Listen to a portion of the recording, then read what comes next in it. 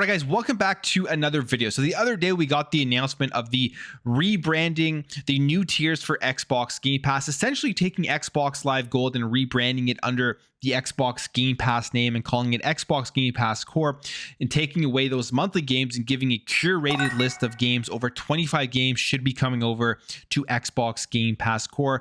And on top of that, you're getting access to online and you're getting the Game Pass membership perks, which generally there are some great perks that do come out onto the service every single month that not a lot of people talk about, but it is an extra value added to the Game Pass subscription. So now we have news here about the 19 games that are going to be launching, with more games to be coming later, because they do say it'll be access to over 25 Game Pass titles. But here is the list that you will be getting on September 14th if you are currently an Xbox Game Pass or an Xbox Gold member, automatically transitioned into Xbox Game Pass Core. Here's a list of games you will be getting: Among Us, Descenders, Dishonored 2, Doom Eternal, Fable Anniversary, Fallout 4, Fallout 76, Forza Horizon 4, Gears 5, Grounded, Halo 5 Guardians, Halo Wars 2, Hellblade: Senua's Sacrifice, Human Fall Flat, Inside, Ori and the Will of the Wisps, Psychonauts 2, State of Decay 2,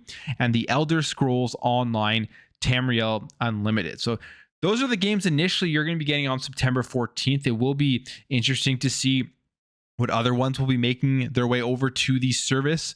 Will there be more first-party games coming in?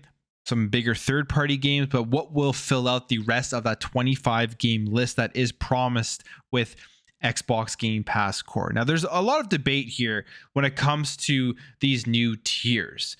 And the reason, in my opinion, why they did this with the transition to turning Xbox Live Gold into Game Pass Core is to really just bring everything under one umbrella. So going forward, when they're talking about subscription numbers, when they're doing their reporting on the health of the Game Pass service, now they can instantly take the millions of people that have signed up to Xbox Live Gold, haven't wanted to transition over to a Game Pass subscription yet, and put those numbers into the overall Game Pass subscriptions. It'll be very interesting to see the next time they report how many people are actually subscribed to Xbox Game Pass, if we're going to see just a huge boom in the overall subscribers. And a big reason that would be for Xbox Game Pass Core. It's essentially what PlayStation Plus did.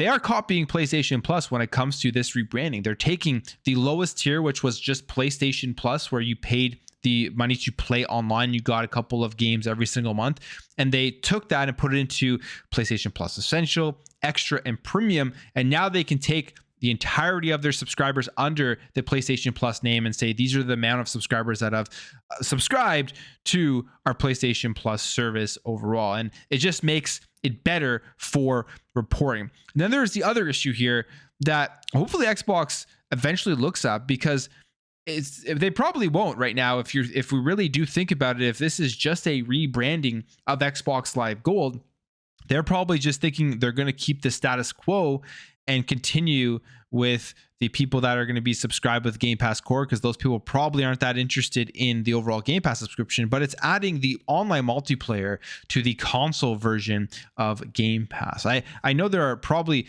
a lot of people out there that looked at this list and thought, why is there no online multiplayer with Game Pass console? And it is $1 more than the Game Pass Core subscription. I mean, the obvious reason why it is more is because the value with the games you are getting in the console Game Pass is just far greater than what is available here at Game Pass Core. However, a lot of the value that comes with a lot of these Game Pass games is being able to play online with your friends, and the multiplayer aspects. I mean, we just saw the release of a game like Exo Primal. Not being able to utilize that without being online takes away the value to the Game Pass subscription. So you're automatically pushed into the ultimate version of Game Pass. But if you don't have a PC to utilize that stuff, it kind of takes away the value overall from signing up to Game Pass Ultimate. But overall, I mean, these Game Pass new tiers, it's kind of just a rebranding. And I think it's because Xbox wants to be able to utilize the overall numbers that they have subscribed to Xbox Live Gold and add that in to the Game Pass subscription. But I think with this list here, these 19 games that they are starting with, people will be pretty satisfied with being able to play these versus the games that were being released every month on Xbox Live Gold that had completely plummeted, because Gold used to be good, and then the monthly games there's just really no value in what they were offering. So we'll see how this all works out, and if there will be any more changes, such as the family plan coming in to these tiers for Xbox Game Pass. Now, the next thing I want to talk about here is Arkane Austin. As we know, Arkane Austin's last release was Redfall. We know the reception of Redfall. I mean, I played through the entire game of Redfall. I beat it. I actually had fun with it. I know that when this game launched, you had people in the community saying you weren't allowed to have fun with this game, which I thought was absolutely absurd. Just because it's a bad game doesn't mean you aren't allowed to play it and enjoy it. I enjoyed Redfall. I think I played over 20 plus hours of it, played through the campaign. And what was there for me jumping into it on Game Pass, it was worth spending the 28 plus hours playing it. But one thing here with Redfall, it was kind of a change from the style of games that they do make in terms of it being a co-op multiplayer style of game. It did have that atmosphere, could have been improved upon, but you definitely saw the vision of Arkane in the world building, the atmosphere with the smoke going into houses, can't really see anything. You have your flashlight, you turn around, there's a vampire. All that stuff I thought was actually pretty good, but what also killed it obviously was the 30 FPS on console. But it looks like going forward here, Arkane Austin is going to go back to their roots. They're put up a job posting here for a lead technical engineer.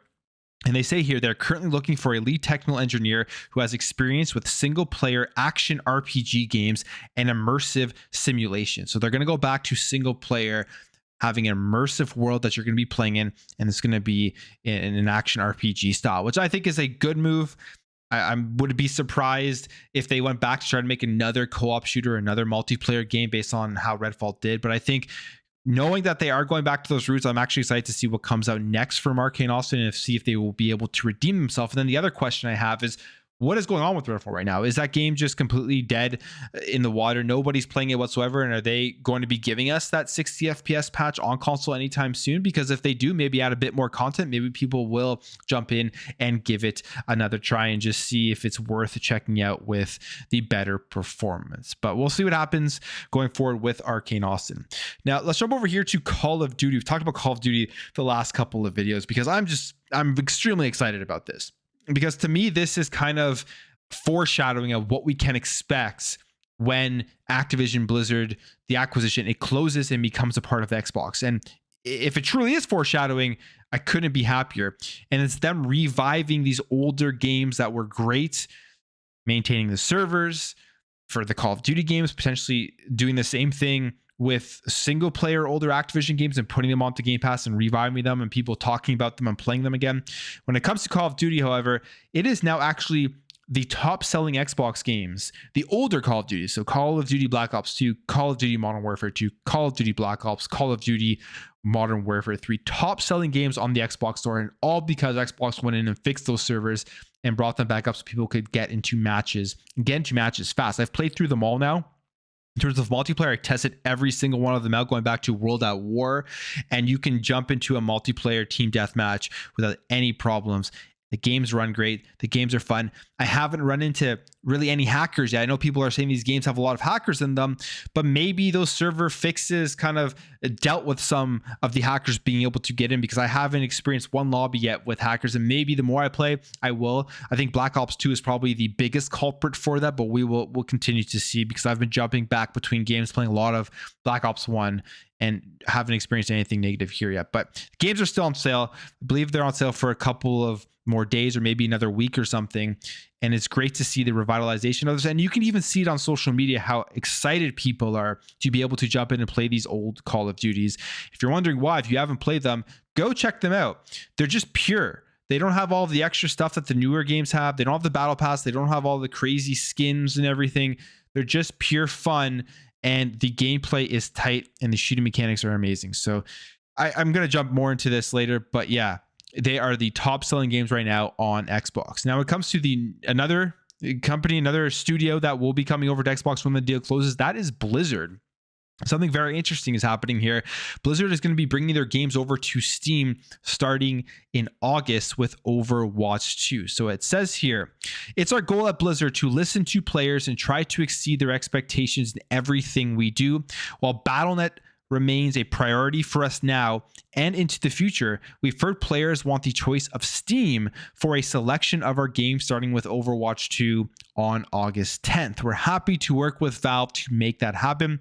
Gamers and developers are both going to benefit from Overwatch 2 coming to Steam. Gamers will have another platform where they can play a beloved game that utilizes the capabilities of Steam, and developers will benefit from the effects of having the talented team of Blizzard helping us evolve our supportive features and functionality for Overwatch 2. And Blizzard goes on here and says they will be sharing more about the potential other games coming to the platform when the time is right. Maybe Diablo 4 will be going over to Steam, who knows? But this is interesting for a couple of reasons. People are pointing out that this was in the works before the deal and everything, or before we knew that the deal was going to close once Microsoft beat the FTC. But you kind of look at what Xbox has been doing with their first party games, and they've always worked well with Steam. They release them at the same time on Steam as they do on Xbox, and that's obviously paid dividends for them from people actually playing and checking out these games. We always see those numbers of Xbox first party games having a high amount of players in Steam, such as with Forza Horizon 5. That's obviously a revenue generator, and Blizzard coming into Xbox, knowing full well going into the future that all their games are going to be releasing on Steam, this is probably just a preemptive step so that they aren't dealing with that later and getting people used to these games being out on Steam and not being attached to battle.net. But I think for most people playing on PC, having everything on Steam is the best option. And the other thing here, why I think this makes so much sense, is that we even saw with this entire Activision Blizzard acquisition, when it came to Gabe Newell and them trusting Microsoft, pretty much saying that they don't need a 10-year deal. They don't want to sign a 10-year deal. They don't care. They believe that Microsoft is going to be true to their word when they say they aren't going to be taking games off of the service, specifically with a game like Call of Duty. So Gabe Newell, Microsoft, Xbox, they have a good relationship. And when the deal does close and Activision Blizzard are officially a part of Xbox, all those day one games that launch on PC are going to be launching on Steam, you can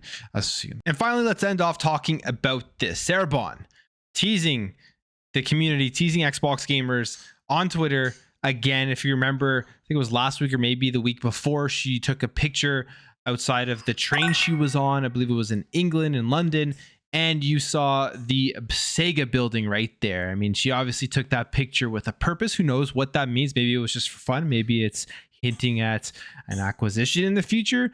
We don't know. But this one here is very deliberate, and she tweets out this here. It's a picture. I think it's like a elderly woman in a ring and hashtag Xbox. And then under that says equals Elden Ring, which you can assume, take a guess, this is something to do with Elden Ring and Xbox, of course, but that it's going to be coming onto Xbox Game Pass. That is the rumor now. That is the speculation. And that is the tease that people can wait to see if it comes true or not. Elden Ring has been out now for a year. It was Game of the Year. And I've played it on PC, and I would love to play it on Xbox. So if it does come to Xbox Game Pass, I'll probably be jumping in again. Probably for a lot of people, one of the best games that they've played. So it'd be a huge game to get into the service, even if it is a year after its release or a year and a bit after its release. So cool to see here, and we'll see if Elden Ring does actually make its way out onto Xbox Game Pass. But I will leave the video there, guys. If you did enjoy this video, make sure to hit that thumbs up. If you are new here, hit that subscribe, and I'll catch you guys in the next video.